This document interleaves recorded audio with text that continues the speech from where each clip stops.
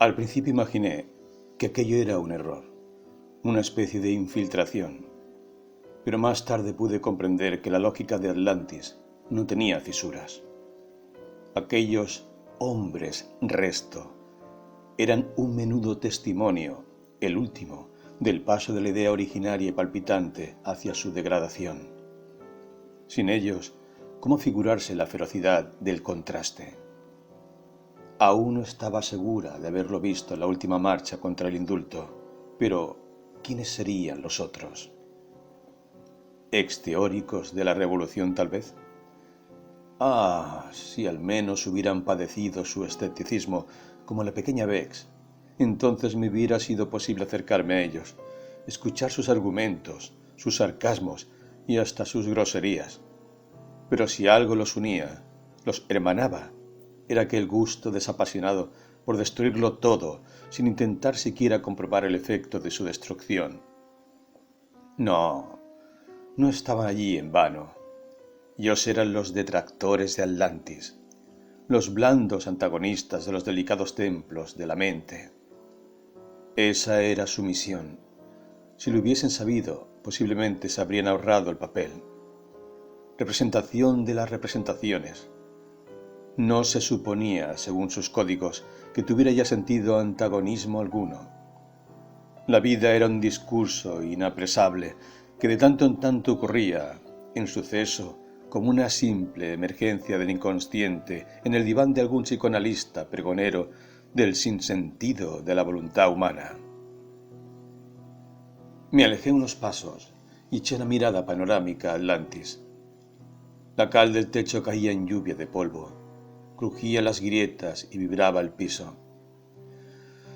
Me sentí triste, algo así como una traición cometida en el preciso momento en que podía hacerme cargo de alguna cosa que no fuera caminar por la vereda de la sombra, o mirar desde la ventana un mundo de sudores y tragedias que jamás habría de pertenecerme. Los tiempos del amor son siempre raros desajustes de las circunstancias. Lo mismo pasa con los tiempos de crecimiento. Cuando más dispuesto se encuentra uno a ofrecer su corazón, a abjurar de los diques que detienen su espíritu, alguna extraña ley de la infamia universal parece suceder inquebrantable para que nunca sea lo que debe ser. Daría lugar a otra clase de historia, un poco más singular, un poco menos absurda que las de habitual circulación por este mundo. Sin embargo, a pesar de todo, existen las tinieblas y el alma del hombre es triste, infinitamente triste, mas la vida no puede ser así. De rostro consumido, con el sombrero mal puesto, aquella criatura tenía un gesto desesperado, que se traducía en la forma de sostener eso que más de cerca pude notar era un revólver, como si lo amasara tratando de comprender algo de lo sucedido.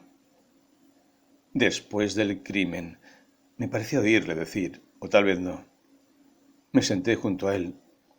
Por algún motivo me consideraba cercana a este hombre. Palabras que leí, un alma que alguna vez fue abierta de par en par y sin embargo, ¿para qué? Inutilidad de dar en el centro. Me escuchó. De decirlo todo hasta callarlo todo por el mismo motivo. El hombre repetía con rabia, pero sin ninguna clase de ferocidad, mientras daba vuelta una y otra vez el revólver, como quien ha descubierto un objeto de origen inexplicable, de aspecto usual, pero que en sus manos se vuelve extraño. Fuego consumidor se quema despacio en sí mismo. A veces recuerda a otros a los que fueron, y entonces se dice que fue infinitamente feliz. Ahora Satán lo posee y lo tuesta lentamente. Pero, ¿qué hacía el Dosain ahí? No le había bastado con torturarse hasta lo intraducible, de página en página, maestro del dolor. Aquel humillado Raskolnikov porteño vertía de su boca palabras que no eran suyas. Con rabia se decía a sí mismo, como los círculos concéntricos que una piedra forma en el agua. Repetirse, repetirlo todo. ¿De eso se trata?, le pregunté. El hombre alzó la vista. Tenía los ojos vidriosos de los muertos. pude ver la mancha de sangre ya envejecida en su pecho. La realidad mecánica ensordece la noche de los hombres con tal balumba de mecanismos, murmuró, que el hombre se ha convertido en un simio triste. Entonces, ¿usted está detenido, Erdosain? Tomé su mano fría que temblaba sin cesar, como si un nervio fantasma de sufrimiento le retuviera aún en su relato para obligarlo a persistir en la tortura. Pero, si ya ha probado todo, el crimen y el suicidio, si, como también decía en el momento póstumo, una serenidad infinita aquietaba definitivamente las líneas del rostro de aquel hombre que se había debatido tan desesperadamente entre la locura y la angustia. Erdosain muerto negó con la cabeza, como tratando de explicarme que estaba en un error. No podía hablar sujeto a su eterno relato. Solo le era posible repetirse, como los círculos concéntricos del agua, como la roca que Sísifo empuja hasta la cumbre. Recordé el volumen de Los Siete Locos que Ana me había dejado como herencia. Por esa misma razón estaba allí. Debería relatarse a sí mismo sin pausa, mientras su imagen fuera apresada por alguna imaginación singular. ¿Acaso prefería caer en el olvido? El muerto asintió levemente. Parecía un asunto estúpido, pero no lo debía ser tanto. Si había sido puesto allí, una lógica que no podía acabar de definir, ya que ningún término me convencía, dictaba leyes que no tenían error según su misterioso carácter. Se trataba entonces de algo superior al simple problema de su olvido personal, o en todo caso a la anécdota de su olvido. Erdosain estaba allí porque no le había sido posible derrotarse a sí mismo. Las almas que le sucedieron no lograron acunarlo con verdades superiores, a pesar de que él había dicho: «Mas la vida no puede ser así. Un sentimiento interno me dice que la vida no debe ser así. Si yo descubriera la particularidad de por qué la vida no debe ser así, me pincharía como un globo, me desinflaría de todo ese viento de mentira y quedaría de mi apariencia actual un hombre flamante, fuerte, como uno de los primeros dioses que animaron la creación». A pesar de su amargura, como quien toma a la alegría por esa zona inesperada para exigirle su sustancia medular, aquella que la vuelve clave, hermana superior de la tristeza. Pero ¿quién entendería estas cosas, mi pobre Erdosain? ¿Quién abriría la boca para revelar ese optimismo intransigente? Saqué mi mano de la suya. Nunca dejaría de temblar. Su historia era un prólogo del mismo epílogo. Me pregunté, ¿qué clase de milagro podría salvarlo? Salvarnos, me corregí. Después de todo, también Atlantis se estaba derrumbando. Ana en el abismo. Último cuadro. Una pequeña canasta, como un aerostato, pero no, porque pende de globos infantiles. Ellas bajan lentas, abriendo la bruma violeta del sueño. ¿Cómo explicarte, Marcia? Son diminutas, tan frágiles. Ellas están desnudas y son transparentes, tanto que podrías adivinarle cada pequeña arteria de su cuerpo. Las cabezas rapadas como niñas de Buchenwald. Todas están en una posición distinta dentro de la canasta. ¿Por qué?, les pregunto. Somos el gesto, me responden. Solo eso. Yo miro mi muñeca, Marcia, mi estúpida muñeca de la que empieza a fluir sangre. El dolor agudo de una Gillette. ¿Por qué vienen a buscarme?, pregunté. No venimos a buscarte. Sos vos la que nos busca. Entonces no pueden ser más que eso, digo. Un gesto. Un gesto, me responden con una tristeza que no tiene nada de dulce, sino más bien de aspereza absurda, de abismo gris. La muerte es una helada fraternidad, me digo. ¿Eso es todo?, les pregunto. Eso es todo, me contestan. Ellas son las pequeñas suicidas. Aquel sueño me lo había relatado Ana días después del episodio con el profesor. Estaba extraña. Dentro de su estado de dolor había como la satisfacción de haber comprobado algo. Pasaba casi todo el tiempo en mi casa. Ya no se atrevía a dormir sola. Parecía haber regresado a un punto de su niñez.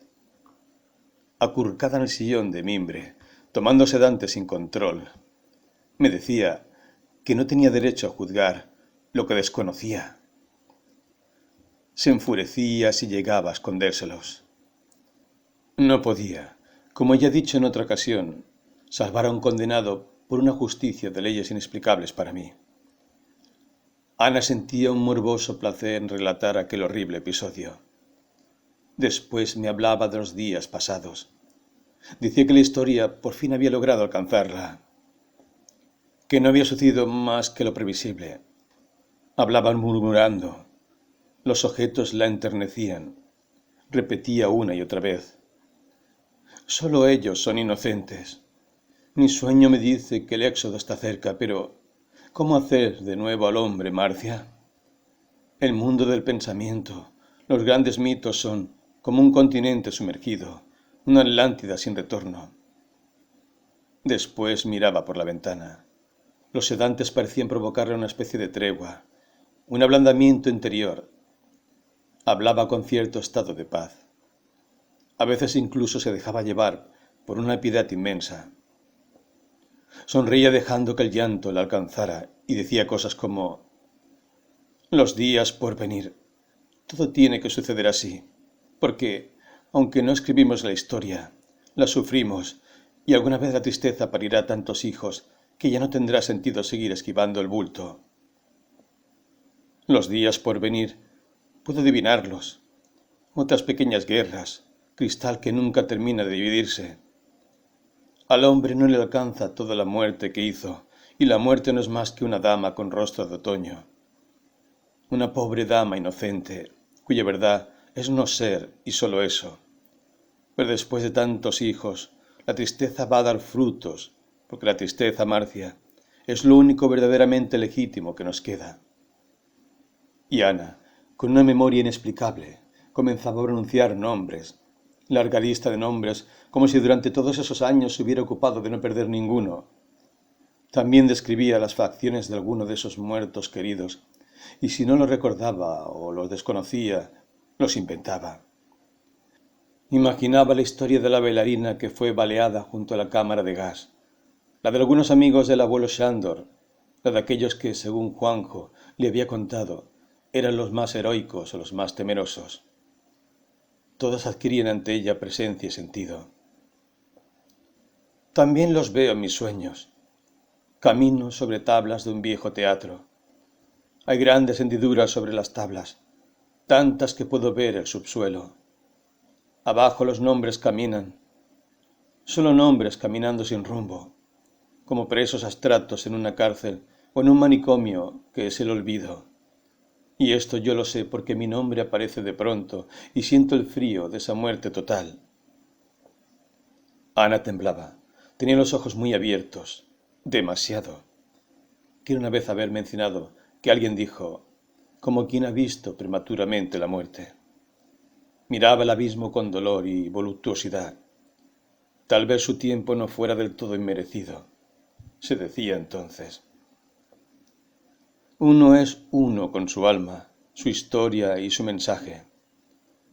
Después volvía a parecer una niña, preguntando el porqué de todas las cosas.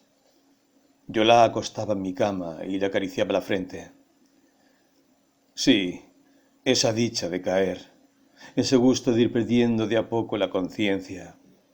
Mañana alguien recogería flores para su muerte. Qué extraña Ana con los ojos suavemente cerrados. Una serenidad desconocida en su cara me conmovió. Descansa, mi pequeña Niuska. Alguna vez tuviste esta misma serenidad de ahora, pero no estabas anestesiada por los tranquilizantes, sino seguramente en tu cuna, dormida, chupándote el dedo, soñando con aquel vendedor de juguetes celestiales que te visitaba en los primeros sueños de tu vida. Pocos días después, Ana fue encontrada muerta en su departamento. La autopsia no pudo asegurar suicidio. No había en su organismo cantidades letales de ninguna sustancia que pudiera ocasionarle la muerte. Sus restos fueron velados en una de esas casas mortuorias dedicadas a estos menesteres. No sé quién se encargó de esto, tal vez yo misma. Lo único que puedo decir es que el cajón estaba abierto, contrariamente a lo que Ana y su abuelo hubieran querido. Los días que sucedieron a su muerte casi no tienen explicación para mí. Mi vida desde entonces navega entre palabras. Escribir solo ha sido transcribir una memoria cuyo límite no puedo precisar. Mi nombre es Marcia, o tal vez sea Ana. ¿Quién puede asegurar por estos días, sin caer en el absurdo, bajo el signo de este mundo de equívoca individualidad, que sea posible, que tenga sentido ostentar un nombre supuestamente propio? Epílogo. 1. Miraba por sobre sus alas. Ese fue su gran error. En el límite de su espíritu crecía la imagen del hombre. 2. Levantaron templos subterráneos. Ceremonia de las noches de hielo, cuando Yahvé se acuesta sobre el silencio de los ángeles, de la misma furia, del mismo triste barro, en la sombra de la humana negación de las estrellas. 3. Haber desertado del cielo es saber que la tristeza existe. No imaginen traiciones ni un siniestro aquelarre contra la voz de Empíreo. 4. Contemplen sí la frágil trayectoria, la poderosa rabia del expulsador. Vanidad prometeica, o una lumbre que diga el alma propia. El águila que arrebata su hígado en las noches. Esencia del infierno, el sufrimiento existe porque es siempre un inicio. 5. ¿Cómo olvidar la pasión cuando los tiempos eran y la sabiduría descansaba en su índice? El libro de la noche es un cielo invertido, continente que el agua protege de los dioses. 6. Él recuerda su infancia de monaguillo parco, esa estéril bonanza en brazos del cordero, cuando en vez del corazón le latía campanas y marcaban su paso los grises mandamientos. Él sabe de haber muerto la sed de sus pezuñas, de quererse beber toda la sangre, de arrebatar el límite al globo acorralado. Por tan bella creación sin esperanzas, él quiere inventar otra esperanza. Dar de comer al paria de los parias, festejar la serpiente que inauguró el deseo, llenar el mundo de intrépidas Pandoras y que ya no callaran las bestias doloridas, que tanta lo pecara 10.000 veces de gula, que Sísifo inventara una orgía infinita. Si el hombre es la tristeza, qué barro tan injusto, qué inútil jerarquía, pobre cosmos de tiempo, amor y muerte. 7. No hay en el mundo otro ángel que aquel que se ha arrojado al abismo de todas las verdades. He aquí la gran metáfora, la única metáfora. Dios arrojando un ángel y la tristeza ardiendo como una vieja antorcha de la que todos huyen.